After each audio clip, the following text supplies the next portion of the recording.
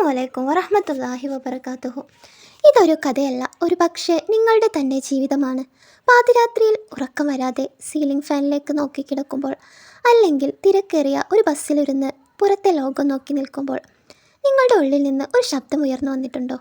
എന്തിനാണ് നാം ഈ ഭൂമിയിൽ ജീവിക്കുന്നത്?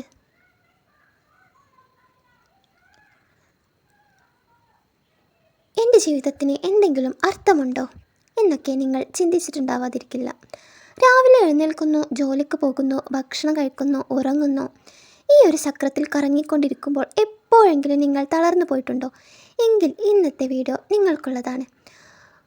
ഒരു പ്രപഞ്ചത്തിലെ ഏറ്റവും ചെറിയ ഒരു ഉറുമ്പ് പോലും ഒരു ലക്ഷ്യവുമില്ലാതെ പടക്കപ്പെട്ടിട്ടില്ല. അങ്ങനെയെങ്കിൽ അള്ളാഹുവിൻ്റെ ഏറ്റവും വലിയ സൃഷ്ടിയായ അഷ്റഫുൽ മഖ്ലൂഖാത്ത് ആയ മനുഷ്യൻ എങ്ങനെ ലക്ഷ്യമില്ലാത്തവനാകും? ലോകം നിങ്ങളെ തള്ളിക്കളഞ്ഞാലും, നിങ്ങൾ ഒന്നിനും കൊള്ളാത്തവനാണെന്ന് സ്വയം തോന്നിയാലും ഓർക്കുക, 7 ആകാശങ്ങൾക്ക് മുകളിൽ ഇരിക്കുന്ന റബ്ബിന് നിങ്ങൾ അത്രമേൽ പ്രിയപ്പെട്ടവനാണ്. നിങ്ങളുടെ ഓരോ വേദനയ്ക്കും ഓരോ തുള്ളി കണ്ണുനീരും അള്ളാഹുവിൻ്റെ അടുക്കൽ കണക്കുണ്ട്. ജീവിതത്തിൻ്റെ അർത്ഥം തേടിയുള്ള ഈ യാത്രയിലേക്ക് എല്ലാവർക്കും സ്വാഗതം. ചുട്ടുപൊള്ളുന്ന മണൽക്കാട്ടിൽ വഴിതെറ്റി നിൽക്കുന്ന ഒരു സഞ്ചാരിയെ സങ്കല്പിക്കുക. കയ്യിൽ വെള്ളമില്ല, ദിശ അറിയില്ല. ആ നിമിഷം അയാൾ അനുഭവിക്കുന്ന ഒരു ശൂന്യതയില്ലേ? ലക്ഷ്യമില്ലാത്ത മനുഷ്യൻ്റെ അവസ്ഥയും അതുതന്നെയാണ്. എന്നാൽ ആ മണൽക്കാട്ടിൽ വെച്ച് ഒരാൾ വന്ന് നിങ്ങളുടെ കയ്യിൽ ഒരു ഭൂപടം തന്നാൽ എന്ത് സംഭവിക്കും? നിങ്ങളുടെ ഉള്ളിലൊരു പ്രതീക്ഷ വരും, നടക്കാൻ ഊർജ്ജം ലഭിക്കും. വിശുദ്ധ ഖുർആൻ ആ ഭൂപടമാണ്. ജീവിതം എന്തിനാണെന്നും എങ്ങോട്ടാണെന്നും അത് കൃത്യമായി പറഞ്ഞു തരുന്നു. ആ വഴികളിലൂടെയുള്ള ഒരു സഞ്ചാരമാണ് ഈ വീഡിയോയിലൂടെ ഞാൻ പങ്കുവയ്ക്കുന്നത്.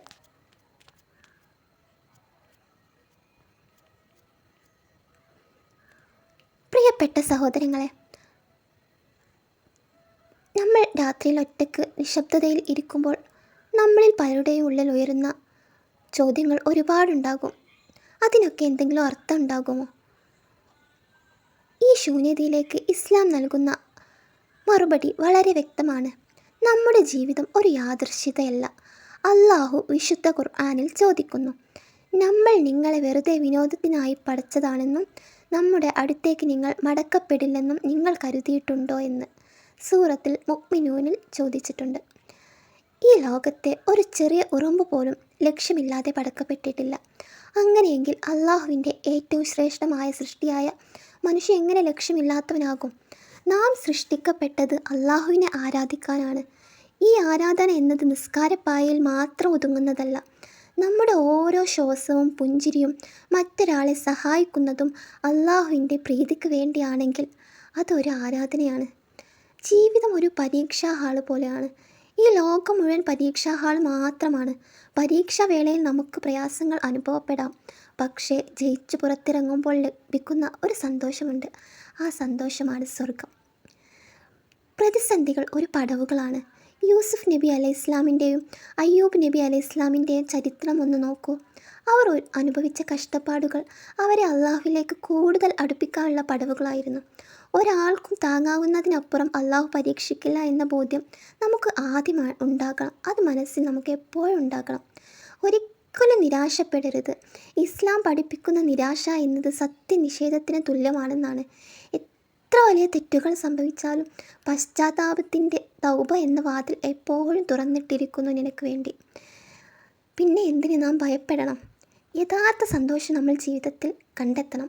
ജീവിതത്തിൻ്റെ അർത്ഥം കണ്ടെത്തേണ്ടത് സോഷ്യൽ മീഡിയയിലെ ലൈക്കുകളിലല്ല, മറിച്ച് റബ്ബുമായി നമുക്കുള്ള ബന്ധത്തിലാണ്.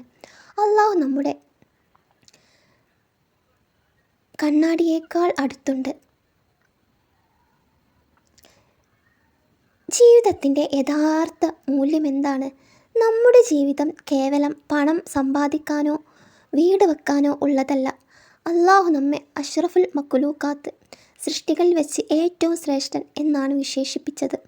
ലോകം നിങ്ങളെ തള്ളിക്കളഞ്ഞാലും, നിങ്ങൾ ഒന്നിനും കൊള്ളാത്തവനാണെന്ന് സ്വയം തോന്നിയാലും, 7 ആകാശങ്ങൾക്ക് മുകളിൽ ഇരിക്കുന്ന റബ്ബിനെ നിങ്ങൾ വളരെ വിലപ്പെട്ടവനാണെന്ന് തിരിച്ചറിവാണ് നമുക്ക് ഊർജ്ജമായിട്ട് നൽകേണ്ടത്. പ്രതിസന്ധികളെ നേരിടേണ്ട രീതി എങ്ങനെയൊക്കെയാണ്?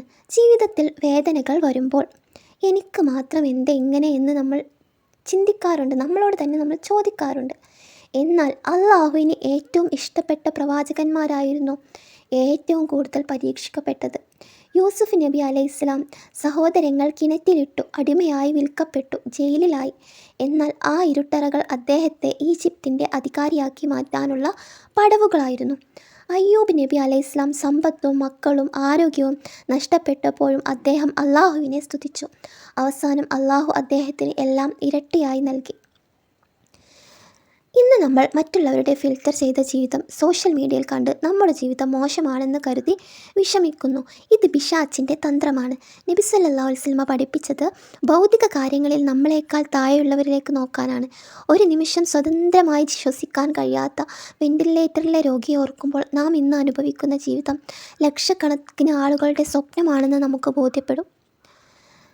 ലോകം അവസാനിക്കാൻ പോകുകയാണെന്ന് അറിഞ്ഞാൽ പോലും കയ്യിലുള്ള ഒരു ചെടി നടാൻ ഇസ്ലാം പഠിപ്പിക്കുന്നു. ഫലം ലഭിക്കുമോ എന്നതല്ല, നമ്മൾ എന്തു ചെയ്യുന്നു എന്നതാണ് പ്രധാനം. ചെറിയൊരു പുഞ്ചിരി പോലും ഒരു സദക്കയാണ്. നിങ്ങളുടെ കൈകൊണ്ട് ഈ ലോകത്ത് ഒരു നന്മയെങ്കിലും അവശേഷിപ്പിച്ചാൽ നമുക്ക് അത് വലിയ നേട്ടമായി കിട്ടും. പാപങ്ങൾ ആകാശത്തിൻ്റെ അറ്റം വരെ എത്തിയാലും ആത്മാർത്ഥമായി പശ്ചാത്താപിച്ചാൽ അള്ളാഹു അത് പുറത്തു തരും. അള്ളാഹുവിൻ്റെ കാരുണ്യത്തെക്കുറിച്ച് നിങ്ങൾ നിരാശയാവരുത് എന്ന വചനം എപ്പോൾ നിങ്ങളുടെ ഹൃദയത്തിലുണ്ടാകണം. നമ്മുടെ ജീവിതത്തിൽ കഷ്ടപ്പാടുകൾ വരുമ്പോൾ അത് നമ്മെ തകർക്കാനല്ല, മറിച്ച് അള്ളാഹുവിലേക്ക് കൂടുതൽ അടുപ്പിക്കാനാണെന്ന് നമ്മൾ തിരിച്ചറിയണം. പ്രവാചകൻ മുഹമ്മദ് നബി സല്ലല്ലാഹു അലൈഹി വസല്ലമ തായിഫിലെ തെരുവിൽ കല്ലേറുകൊണ്ട് രക്തമൊലിച്ചു നിന്ന ആ നിമിഷം നടത്തിയ പ്രാർത്ഥന വലിയൊരു പാഠമാണ്. അവിടുന്ന് ചോദിച്ചത്, റബ്ബേ, നിനക്ക് എന്നോട് ദേഷ്യമില്ലെങ്കിൽ എനിക്ക് ഈ വേദനകളൊന്നും ഒരു പ്രശ്നമല്ല എന്നാണ്. നമ്മുടെ ജീവിതത്തിലെ പ്രതിസന്ധികളെയും ഈ ഒരു മനോഭാവത്തോടെ കാണാൻ നമ്മൾ ശീലിക്കണം. അള്ളാഹു ഖുർആനിൽ 2 തവണ ആവർത്തിച്ച് പറയുന്ന ഒരു കാര്യമുണ്ട്. തീർച്ചയായും പ്രയാസത്തോടൊപ്പം ഒരു എളുപ്പമുണ്ട്.